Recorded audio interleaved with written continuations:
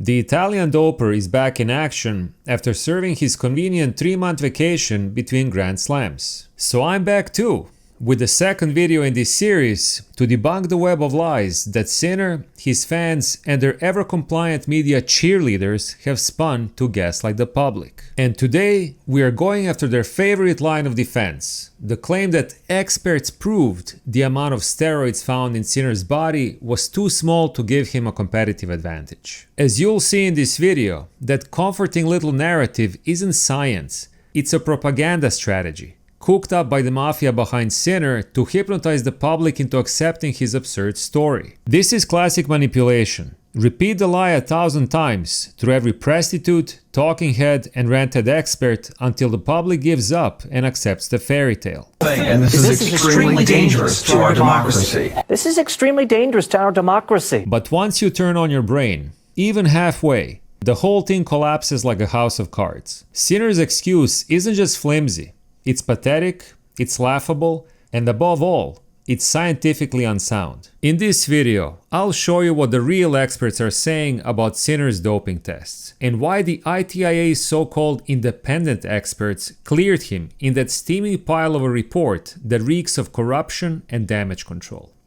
Let's begin. As we all remember from the last video, Sinner's excuse was that he somehow got contaminated during a massage by his physio, who had a little bit of steroid cream called Clostebol on his pinky finger. Well, that must be the biggest pinky in sports history, because that tiny bit of cream somehow caused Sinner to fail 2 doping tests 8 days apart. But here's where the whole story collapses: the test results. The first showed 121 picograms. The second, 8 days later, showed 122, almost no change. That's not how accidental contamination works. Clostebol, like any topical steroid, doesn't stick around. Your body flushes it out pretty quickly once you stop using it. But in Sinner's case, nothing dropped, nothing changed.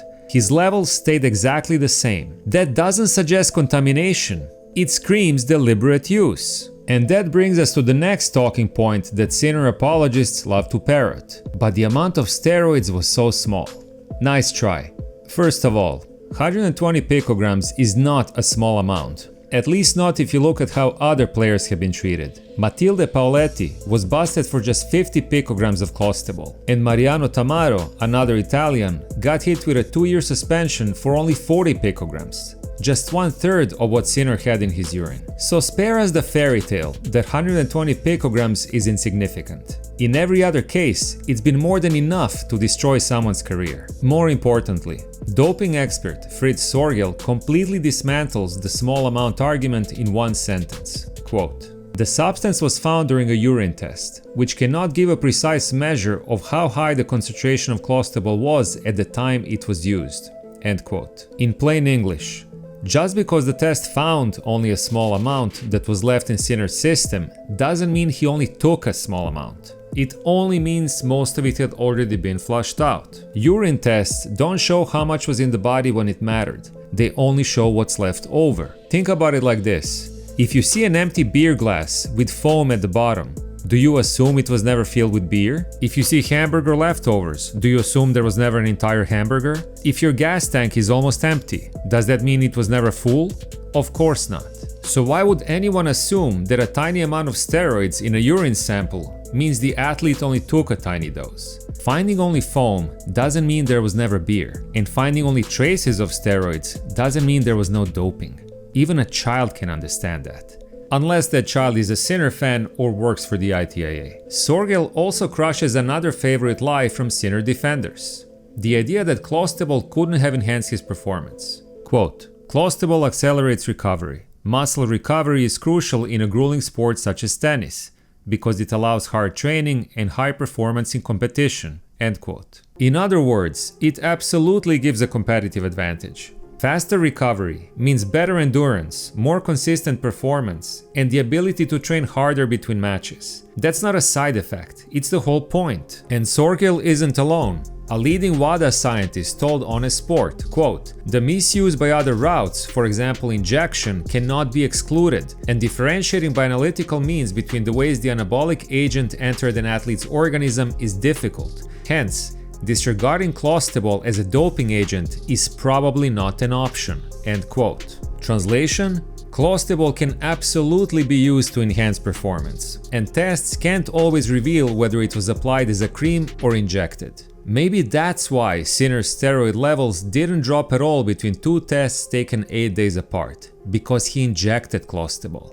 And the pinky massage story? A complete fabrication, just like I explained in the previous video. Now, I'm sure that Sinner fans are going to say that I don't have proof that he was doping, but I can say the same thing. Sinner did not prove that he wasn't. He didn't even try. He could have taken a stand against WADA, but instead, he made a shady deal behind closed doors. However, if Sinner truly wanted to clear his name, there was a simple way to do it. Submit a hair sample. This is not speculation, it's the gold standard recommended by actual doping experts. Take it from renowned pharmacologist and toxicologist Dr. Pascal Kintz, who co-authored a 2021 research paper laying out exactly how to prove a contamination defense. According to Kintz, quote, "A low urine concentration can be interpreted in two different ways. It can be the tail end of a drug voluntarily used to enhance performance, or it is direct consequence of contamination." End quote. In other words, a small amount of steroids in the urine, like Sinner's, does not rule out intentional doping. It just means the test caught the leftovers. More importantly, Kintz outlines the 4 steps to prove a contamination case. Number 1. The concentration in the urine must be low. Number 2, and this is key, a hair test must demonstrate incidental exposure. Number 3, the source of contamination must be clearly identified. And number 4, an independent toxicologist must verify the athlete's claims. Out of these 4 criteria, Sinner only meets the first one. His urine samples showed a relatively low concentration of steroids. He fails number 3 and 4 because, as I explained in the previous video, his pinky finger massage story is a steaming pile of farcical bullshit. Not to mention, the ITIA's so-called experts aren't independent at all. I will get back to that in a minute, but if Sinner wanted to prove his innocence beyond any doubt, he could have submitted a hair sample, but he didn't, and ITIA and WADA never requested one. But why is a hair test so important?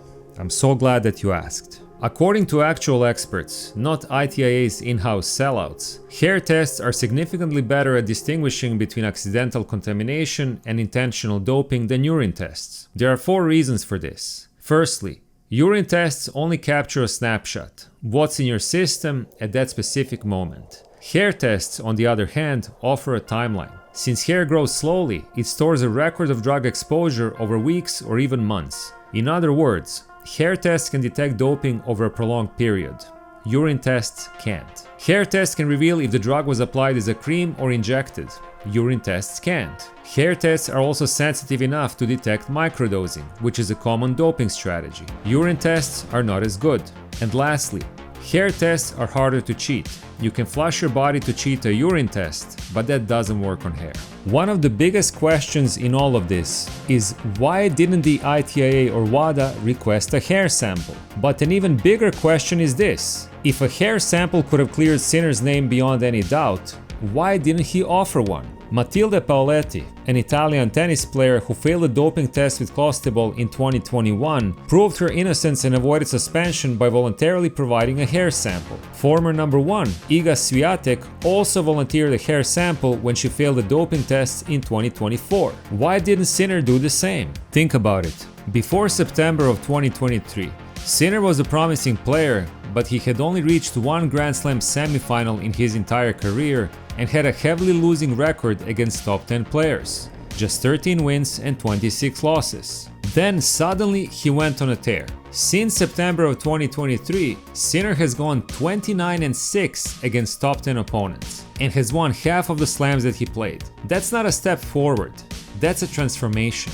Now ask yourself, if you were him and you were innocent, wouldn't you do everything in your power to prove that your sudden dramatic improvement was not fueled by steroids? Wouldn't you want to silence the critics, erase every doubt, and show the world that you earned it fair and square? Of course you would, but Sinner didn't. Instead of being transparent and forthcoming with evidence, Sinner and his team lied, covered up, and evaded every step of the way. In May of 2024, just weeks after ITIA provisionally suspended him in secret, he announced that he had a hip injury that would keep him away from tennis for a very long time, but the injury never happened. Then, he pulled out of the Olympics, claiming that he had tonsillitis. And when the truth about his failed doping tests finally came out, he tried to gaslight the public with carefully prepared talking points. 0.000000001. He didn't even fire Ferrara and Aldi until the scandal broke, 5 months after his failed tests. And when WADA challenged his innocence, instead of taking a stand, he cut an embarrassingly convenient backdoor deal that had every doping expert worth their salt saying that the system is broken. And finally, let's talk about those so-called ITIA independent experts who cleared Sinner in their farcical, ridiculous, embarrassing 33-page report. Why are they so convinced of his innocence when every other expert sees red flags all over this case? Do they genuinely believe he's clean? Or maybe, just maybe, it has something to do with the fact that the ITIA is funded by the ATP. You know, the same ATP whose CEO is Italian. The same ATP that's been pushing Sinner as the next face of the sport. At the end of the day, it seems that the only experts who claim that Sinner is innocent are the ones who are paid to do that. Thank you for watching, and I will talk to you soon.